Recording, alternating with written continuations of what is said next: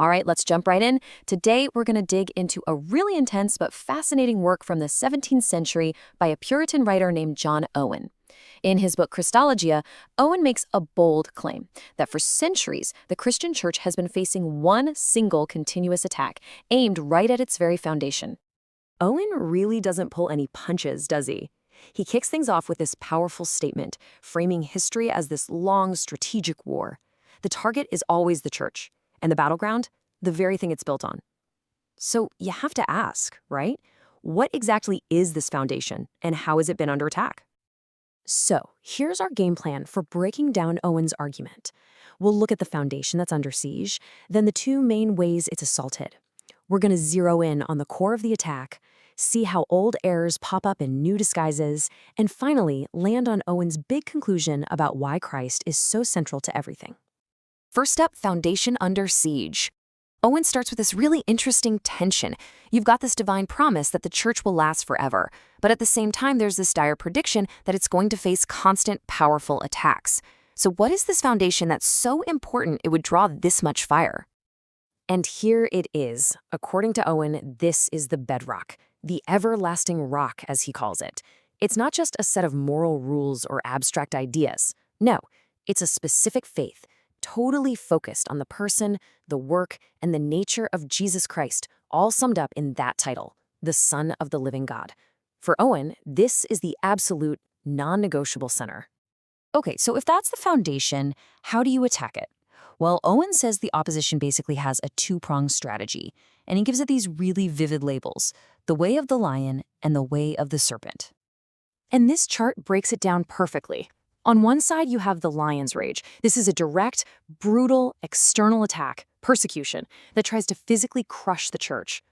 But then on the other side, you have the serpent's craft. This is a subtle, internal attack that uses false teachings to poison the church from within, and crucially, to cut it off from its foundation. The lion's method is pretty straightforward, and it's brutal.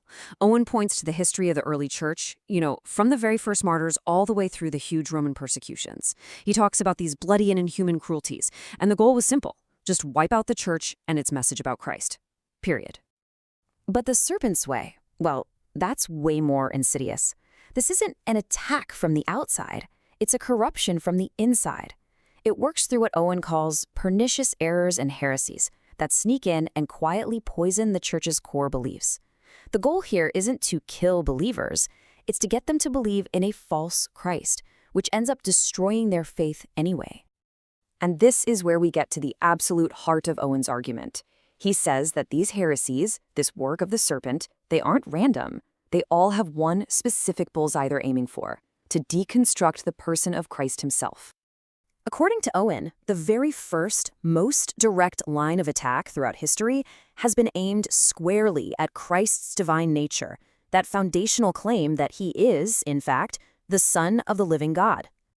Owen points back to early church history, to groups like the Ebionites, who said, look, Jesus was just a great guy, a prophet, but only a man. Then came the Arians, and their view was much more subtle, which is why it spread so far. They said, okay, sure, Christ is divine, but in a created, lesser way. He isn't eternal like God.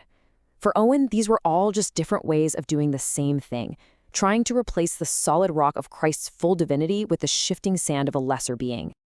Now, you might think the attacks would only come from that one direction, right? Denying his divinity. But Owen identifies a second target that's just as important: his genuine human nature. And this shows just how strategic the opposition was. Some of these early heresies taught that Christ only looked human, like he was a kind of phantom or had a special heavenly body. Owen argued the whole point of this was to break the crucial link, the family connection between Christ and the very people he came to save. So if his divinity was attacked and his humanity was attacked, what else is there? Well, Owen says the third and maybe the most sophisticated attack was aimed right at the union of those two natures in his one person. So before we go any further, we need to know this key term, the hypostatical union.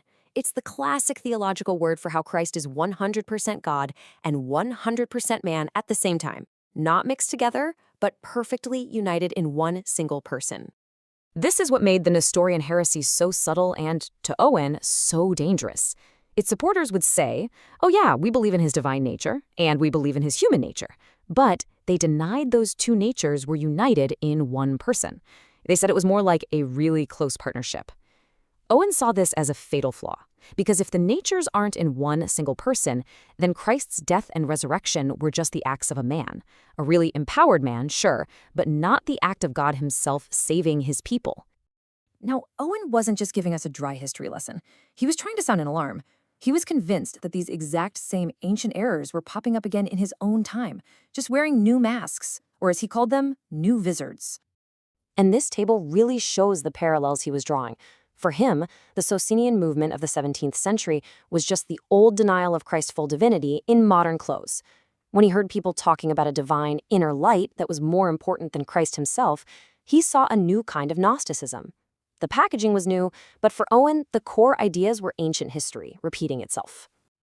You can really feel his shock in this quote. He's looking at the intellectual world of the 1600s and seeing these ideas that he thought were long dead and buried, making this huge comeback. He's basically saying, can you believe we're falling for this all over again? So where is he going with all of this? What's the final point? Well, that brings us to our last section and Owen's ultimate conclusion. Why does it matter so much to defend this very specific, detailed understanding of who Christ is? Well, Owen saw the consequences of sidelining Christ all over the place. He lists these symptoms that honestly might sound a little familiar. He saw serious books on morality that barely even mentioned Jesus. The very idea of preaching Christ was becoming something to be made fun of. Religion was being boiled down to just reason and ethics, and any talk of a personal love for Christ was written off as just, emotional fantasy. And this is the core of his entire book. For John Owen, Christ isn't just one doctrine on a list of many. He is the animating center of the whole thing. If you take him out or you diminish him, you're not just missing a piece of the puzzle. You're left with a dead, empty shell. Every single part of faith, worship, and obedience, he argues, gets its life and its meaning directly from the person of Christ. So Owen lays out this intense vision of a single, continuous battle over the one foundation of the church. And that leaves us with a pretty big question to think about. If he was right, if there is always a foundational conflict happening, what does that battle look like in our own time?